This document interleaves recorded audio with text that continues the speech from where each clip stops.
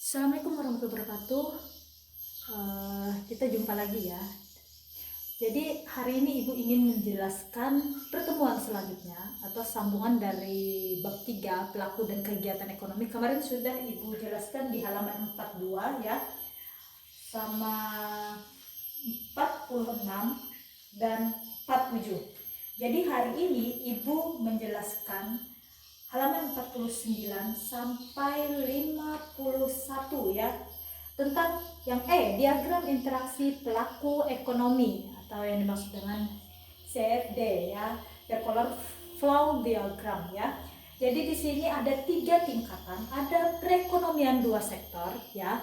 Yang kedua ada perekonomian 3 sektor, yang keempat ada perekonomian 4 sektor ya. Yang pertama yang Ibu jelaskan adalah perekonomian 2 sektor ya. Di sini perekonomian dua sektor itu yang mana sih maksudnya ya? Di sini perekonomian 2 sektor sederhana, ini namanya sederhana ya, belum sampai ke atas ya, masih sederhana. Perekonomian 2 sektor itu adalah RTK, ini yang pertama ya. Yang kedua adalah RTP. RTK ini rumah tangga konsumsi atau masyarakat yang mengkonsumsi barang tersebut kepada rumah tangga produksi ya, atau perusahaan. Ini namanya perusahaan. Rumah tangga produksi itu perusahaan ya, yang menyalurkan barang dan jasa kepada rumah tangga konsumsi atau masyarakatnya ya. Ini yang dimaksud dengan 2 sektor. Perekonomian 2 sektor terbagi golongan ini. Jadi tingkatannya adalah, lihat di sini, rumah tangga konsumsi atau pemerintah, dia lari ke pasar faktor produksi ya. Pasar, dia memenuhi kebutuhannya sehari-hari. Terus dari pasar faktor produksi larinya ke rumah tangga produksi atau perusahaan ya di sini. Jadi dia rumah tangga produksi di sini menyalurkan uang ke pasar faktor produksi, dia menyalurkan lagi. Jadi yang dari sini rumah tangga konsumsi ya. Nah, jadi bisa kalian lihat di sini salurannya. Pasar faktor produksi ya, dia larinya ke sini. Nah, jadi untuk rumah tangga konsumsi, lihat kalian di sini ya, dia mengeluarkan uang. Rumah tangga konsumsi atau masyarakat, dia mengeluarkan uang ke pasar barang karena dia memenuhi kebutuhannya. Nah, dari pasar barang, dia mengeluarkan barang dan jasanya kepada masyarakatnya, rumah tangga konsumsi ya. Jadi di sini dari pasar barang ya, dia mengeluarkan uang kepada rumah tangga produksi atau perusahaan karena dia mau mengambil barang untuk menyalurkan ke rumah tangga konsumsi atau masyarakat. Jadi dari rumah tangga produksi, dia mengeluarkan barang dan jasa ke pasar-pasar kecil maupun ke pasar-pasar terbesar ya. Ini yang dimaksud dengan perekonomian 2 sektor sederhana ya, karena hanya terdiri 2 pelaku. Nah, ini 2 pelaku. Itu yang dimaksud dengan 2 sektor ya. Ini paham di sini ya nak? Jadi kita lanjut ke perekonomian 3 sektor ya. Nah, sama perekonomian 3 sektor di sini ya, ada rumah tangga konsumsi ya, atau rumah tangga masyarakat, ada rumah tangga produksi atau perusahaan, ada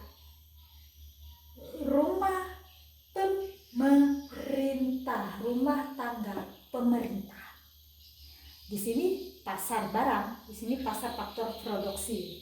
Jadi di sini terdiri 3 sektor atau yang dimaksud dengan 3 pelaku. Tuh 2, 3 ya. Kalau ini tadi 2, 1, 2. Ini 1, 2, 3 ya. Jadi apa? Tetap sama penyalurannya. Rumah tangga konsumsi atau masyarakat, dia memerlukan faktor produksinya. ke pasar faktor produksi ya. Terus dari pasar faktor produksinya lari ke faktor produksi ke rumah tangga produksi atau perusahaan. Dari rumah tangga produksi lari ke barang dan jasa, menyalurkan ke pasar barang. Dari pasar barang lagi menyalurkan kepada rumah tangga konsumsi atau masyarakat. Tanda titik-titik ini ya, ini mengeluarkan uang ya. Untuk rumah tangga pemerintah ya, rumah tangga pemerintah di sini salurannya ini ke sini, uang jasa pelayanan kepada rumah tangga produksi atau perusahaan ya. Dari saluran rumah tangga produksi ke rumah tangga pemerintah, dia tetap membayar pajak barang, jasa atau pelayanan terhadap pemerintah ya.